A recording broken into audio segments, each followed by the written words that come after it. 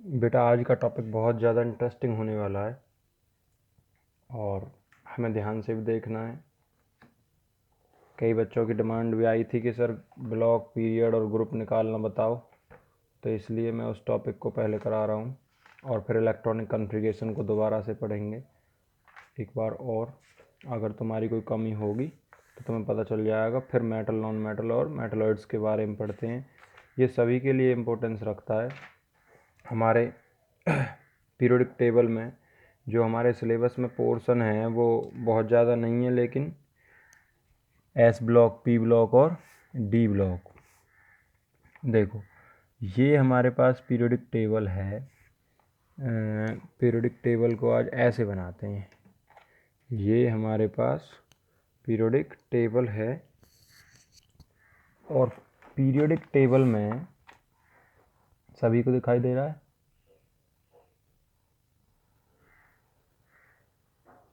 सभी को ध्यान से देखना है।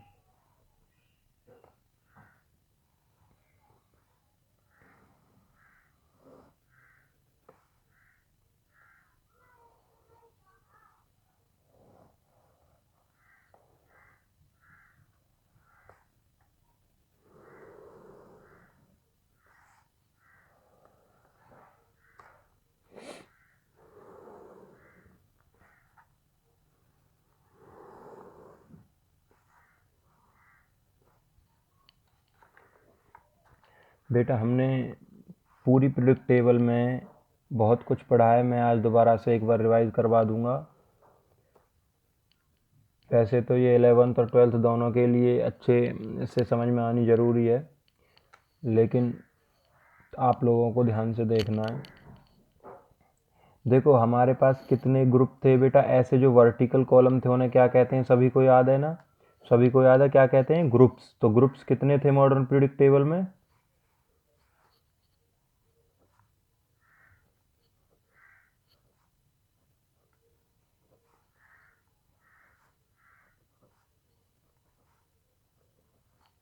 ये हमारे पास यहाँ 13, 14, 15, 16, 17 और 18, ये हमारे पास पीरियोडिक टेबल बन गई और ये हमारे पास ग्रुप हो गए।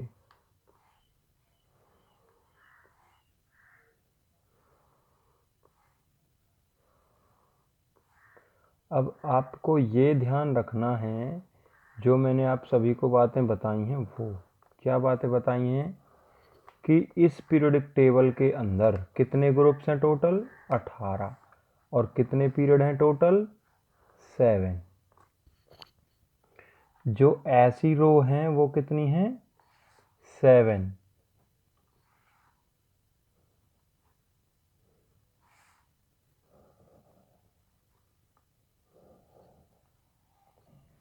और जो ऐसे वाले हैं इस तरह के, इन्हें बोलते क्या हैं वैसे? पीरियड। क्या बोलते हैं? 1, 2, 3, 4, 5 और 6 और 7। तो ये हो गए तुम्हारे। यहाँ है लेंथेनाइड और एक्टिनाइड। हमारी जो मेन चीज है, देखो ये 11th में है पोर्शन, उसमें से भी कितना? फर्स्ट, सेकंड, 13, 14 और अब 15, ये 11th का पोर्शन है, ध्यान रखोगे आप। लेकिन ये जो पोर्शन है इसमें से पी ब्लॉक का, ये वाला पोर्शन, ये वाला 12th का है। ये वाला किसका है? 12th का। और ये सारा का सारा 12th का, और ये सारा का सारा 12th का। आज हम सारी चीज इकट्ठी पढ़ेंगे। भाई हमने एस ब्लॉक में पढ़ा था, एस ब्लॉक का जनरल कॉन्फ़िगरेशन कर लिया। डी ब्लॉक का ये कौन सा है? S block. ये पी ब्लॉक, ये डी ब्लॉक, ये एफ ब्लॉक।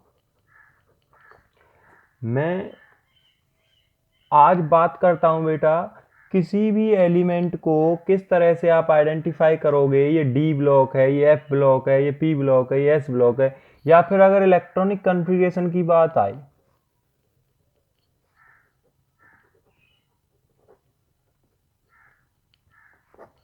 अब आप सभी ने इलेक्ट्रॉनिक कॉन्फ़िगरेशन पढ़ लिया, सारे रूल्स आपको पता है किस तरह से लिखना है। अगर मैं आपसे कह दूं कि मुझे CO3+ का कॉन्फ़िगरेशन करके दिखाओ, CO3+ का कॉन्फ़िगरेशन करके दिखाओ, तो आप सभी 3+ का कैसे कॉन्फ़िगरेशन करोगे? 1s2 2s2 2p6 3s2 3p6 4s2 और 3d कोबाल्ट का एटॉमिक नंबर होता है 27, तो यहाँ पर आएंगे 7, लेकिन ये 3+ कहता है।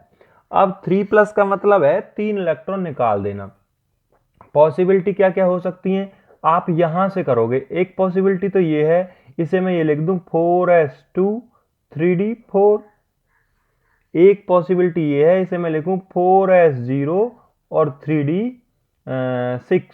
इनमें से आपका आंसर कौन सा होगा? सोचो 1 मिनट और कमेंट करो कि जी ये होगा, तब मैं आगे बताऊंगा कि किस तरह से ये आपका सही है या गलत है। बताओ कौन सा होना चाहिए।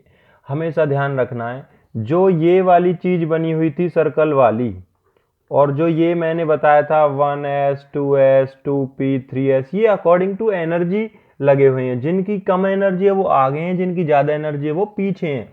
हमेशा ध्यान रखना है, पहले लोअर एनर्जी ऑर्बिटल भरा जाता है अबव प्रिंसिपल के अकॉर्डिंग। अबव प्रिंसिपल के अकॉर्डिंग पहले लोअर एनर्जी ऑर्बिटल भरा जाता है। कौन सा फिल किया जाएगा? We have to fill the lower energy orbital first and then higher energy orbital. तो अब हमें अगर लोअर एनर्जी ऑर्बिटल पहले फिल किया जाएगा, तो जब भी कभी CO3+, Cu2+, Zn2+ इनकी बात करी जाए ऑक्सीजन स्टेट में, अगर हमें पूछा हुआ है इलेक्ट्रॉनिक कॉन्फ़िगरेशन, अभी तक हमने ऐसे नहीं किए थे। अभी तक हमने सिंपल किया था, हाफ फील्ड फुल फील्ड आ रहा है तो हम एक्साइट करते थे। लेकिन जब 3+ की बात आई, 2+ की बात आई, ऑक्सीडेशन स्टेट में हमें इलेक्ट्रॉनिक कॉन्फ़िगरेशन निकलवा रहा है कोई, तो हमें क्या करना है बेटा? अगर ध्यान रखना है हमें कि जब हम इलेक्ट्रॉन को लोअर एनर्जी ऑर्बिटल में पहले फिल करते हैं, तो इलेक्ट्रॉन को इजेक्ट करने की अगर बात आएगी तो भी लोअर एनर्जी ऑर्बिटल से ही पहले निकलेगा। इसका मतलब लास्ट के सेल में हम अगर बात करें तो लोअर एनर्जी किसकी है? 4s की। 4s में से पहले जाएगा, 2 है इसमें, इसके दोनों चले जाएंगे। अगर फिर भी निकालने के लिए कह रहा तो फिर डी का नंबर आएगा। तो हमारा राइट कॉन्फ़िगरेशन कौन सा होगा? ये वाला हमारा रॉन्ग है। बात समझ में शायद नहीं आई हो तो मैं एक एग्जांपल और ले लेता हूं। अगर मैं कहता हूं कि मुझे क्रोमियम का कॉन्फ़िगरेशन करना है, मुझे क्रोमियम का कॉन्फ़िगरेशन करना है। क्रोमियम के कॉन्फ़िगरेशन में क्या है बेटा? मेरा जो लास्ट का आएगा 1s2 2s2 2p6 3s2 3p6 4s2 और 3d कितना आना चाहिए? क्योंकि ये 24 होता है तो यहाँ पर 4 आएगा। अब बेटा जब 4 यहाँ पर आ गया तो मैंने क्रोमियम के कॉन्फ़िगरेशन में क्या करना है? जब अबाउट टू हाफ फील्ड और अबाउट टू फुल फील्ड होते हैं तो एस में से एक इधर एक्साइट कर जाता है 1 3d4। 3d4 की जगह क्या हो जाएगा?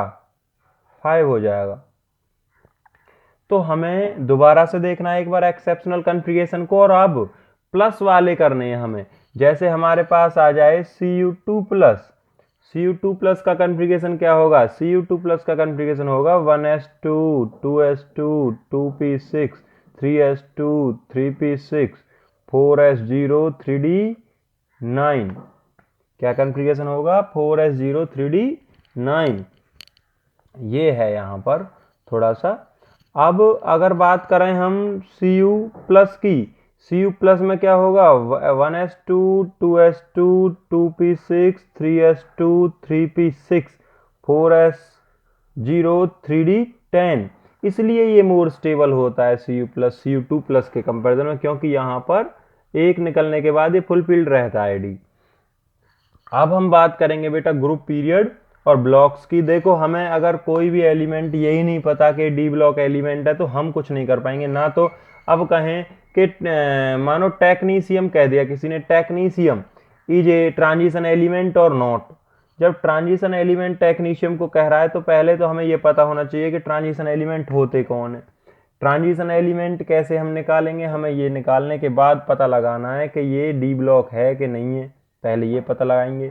क्योंकि ट्रांजिशन एलिमेंट और दो element in which the D orbital is partly field, ये तुम्हें ध्यान रखना है हमेशा। क्या डेफिनेशन है? जिनमें इलेक्ट्रॉनिक कॉन्फ़िगरेशन करते टाइम डी में 1 से 9 तक भरे हुए हों इलेक्ट्रॉन, वो डी ब्लॉक भी होगा, ट्रांजिशन भी होगा, लेकिन जिनमें डी में 10 फिल करे गए हों वो ट्रांजिशन नहीं होगा, डी ब्लॉक एलिमेंट तो होगा। मैंने एक क्वेश्चन तुम्हें दिया था कि इसका आंसर तुम्हें लिख के सेंड करना है, लेकिन किसी ने नहीं किया। Technetium is the first man made element, ये हमेशा आपको ध्यान रखना है। टेक्नीशियम क्या है? एक मैन मेड एलिमेंट है और पहला मैन मेड एलिमेंट है ट्रांजिशन एलिमेंट में से। अब मैं टेक्नीशियम की बात करता हूँ। टेक्नीशियम का एटॉमिक नंबर होता है 43 और तुम्हें अगर एटॉमिक नंबर आपको लर्न नहीं है तो ये काम नहीं होगा। अब मैंने 43 को देखा, 43 है ये।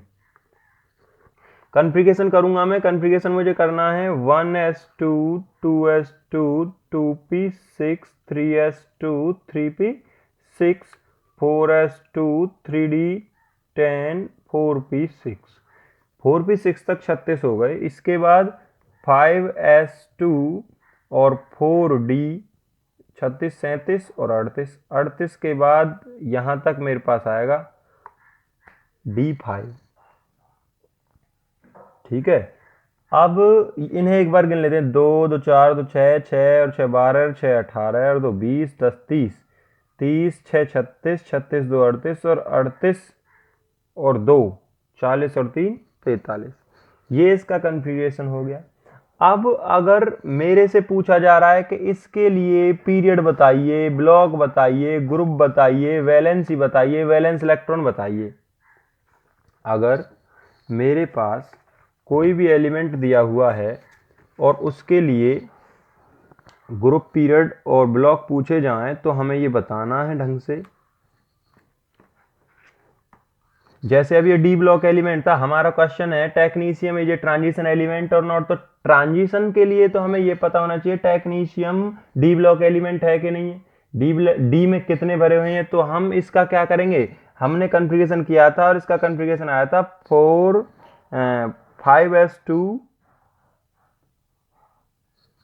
5s2 के बाद 4d5।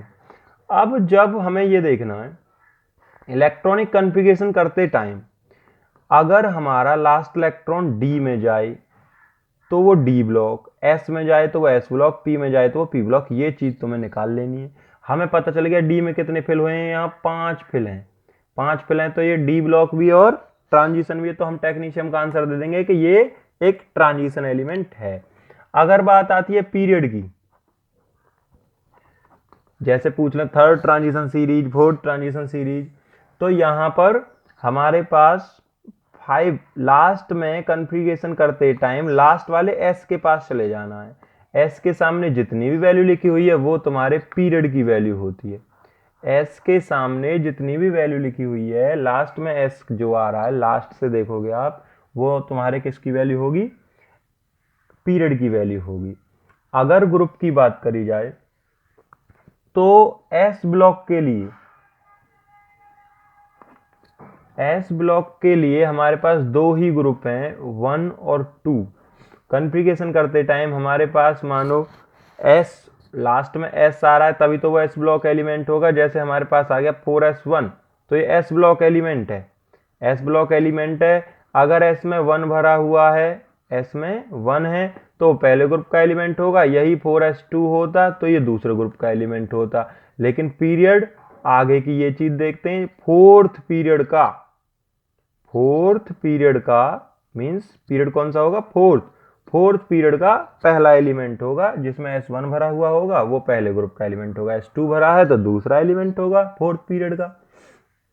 अब अगर P की बात करते हैं ग्रुप निकालने की, ब्लॉक निकालने की, तो हमें क्या करना है बेटा, जैसे फॉस्फोरस की मैं बात कर लूं, फॉस्फोरस का एटॉमिक नंबर 15 है।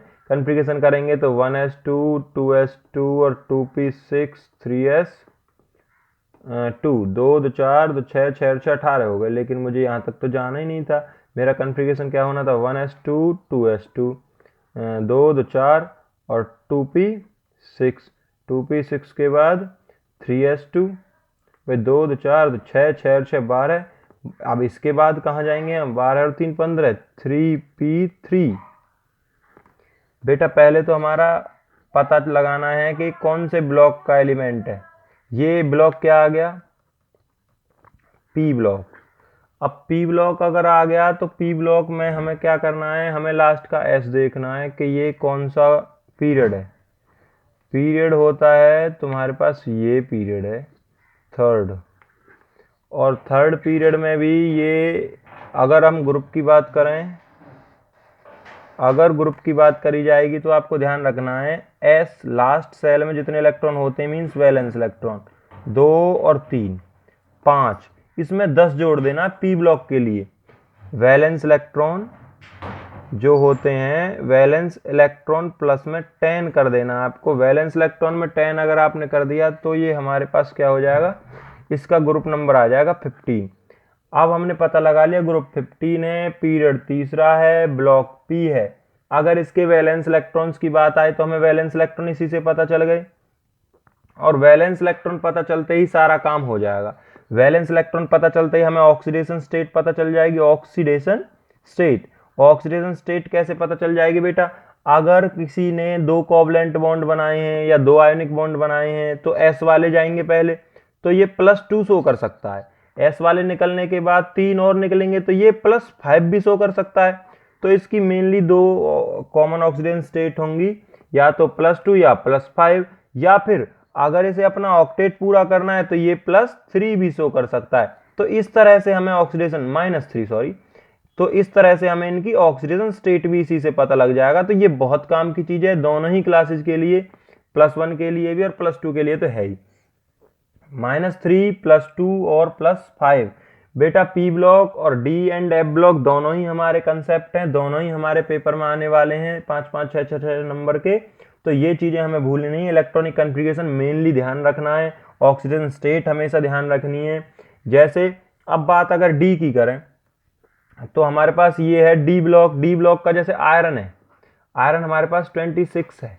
आयरन का अगर कन्फिग्रेशन करूं तो 1s2 2s2 2p6 3s2 और 3p6 4s2 और 3d6। अब हमें ये पता चल गया कि ये डी ब्लॉक एलिमेंट है। पीरियड का पता चल गया, लास्ट वाला एस देख लिया हमने, फोर्थ पीरियड है, फोर्थ पीरियड। पीरियड का पता चल गया, ग्रुप का पता लगाना है। लेकिन हमने जैसे एस के लिए देखा था, एस में 1 है तो पहला ग्रुप, 2 है तो दूसरा ग्रुप। अब डी के लिए क्या देखेंगे, लास्ट वाला डी में कितने भरे हुए हैं 6, उसके साथ एस वाले जोड़ देने केवल, एस प्लस में डी इक्वल टू ग्रुप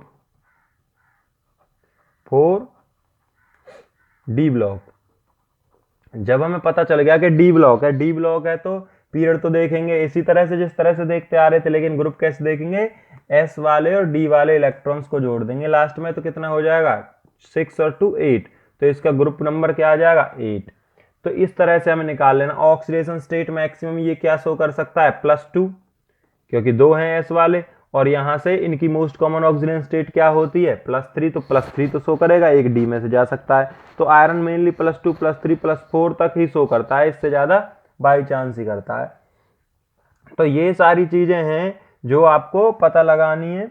और एफ ब्लॉक के जो हैं, एफ ब्लॉक के एक बार कन्फिग्रेशन करके देखने, पॉजिटिव ऑक्सीजन स्टेट के केस में गैडोलिनियम वगैरह का, इनका सभी की ऑक्सीजन स्टेट में आपको कन्फिग्रेशन करके देखने हैं।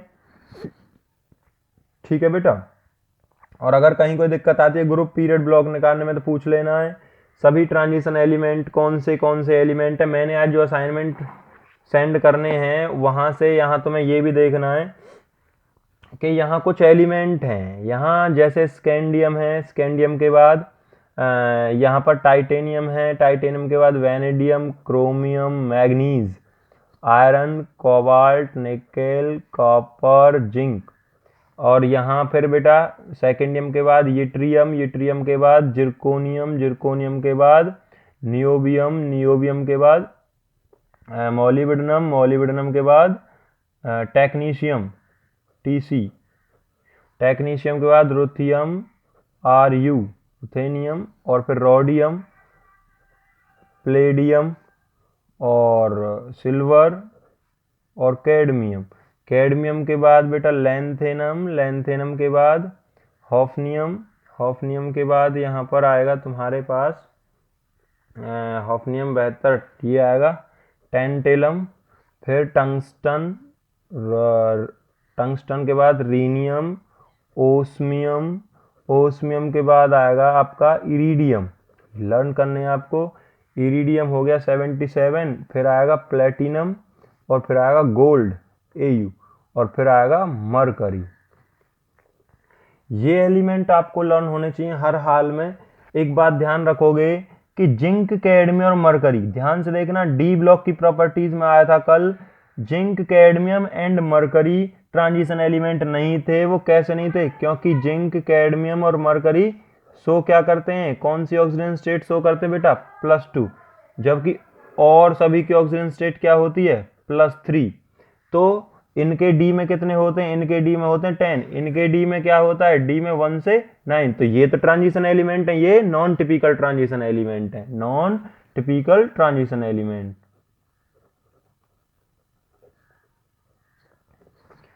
इसके बाद एक और चीज ध्यान रखना, इन तीनों एलिमेंट को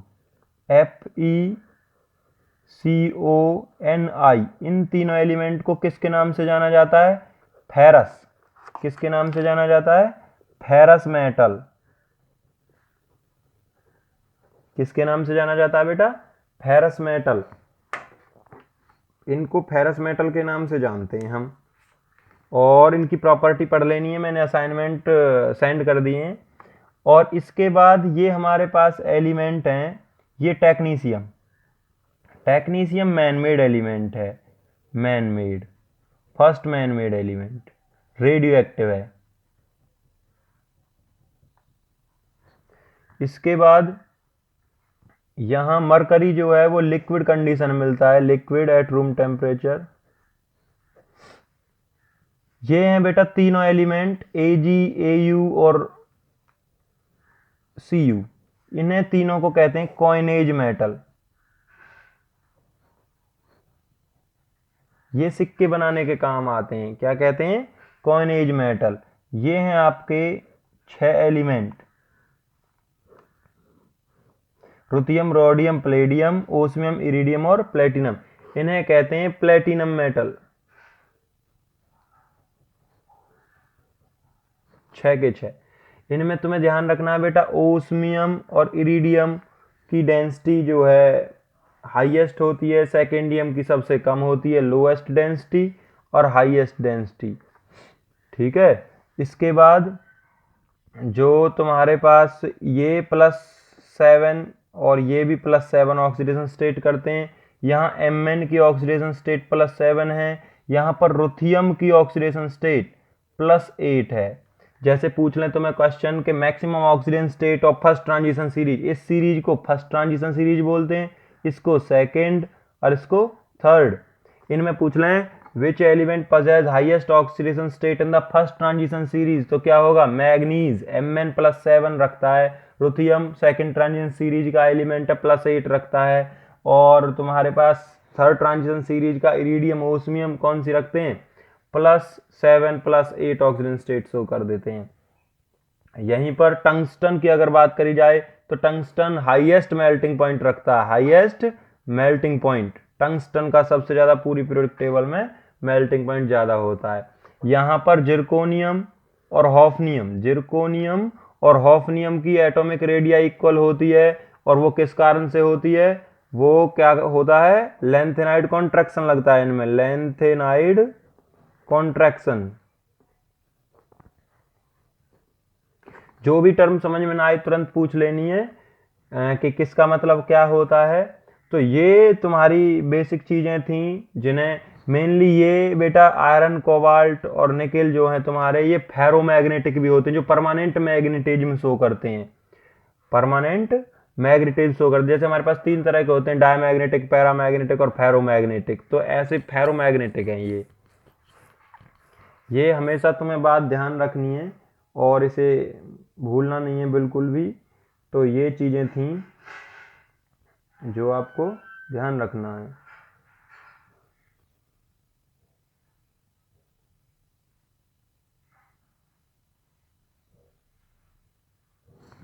तो यहीं तक का काम था आज, तुम्हें ये करना है बेटा कंसेप्ट पूरा। Thank you.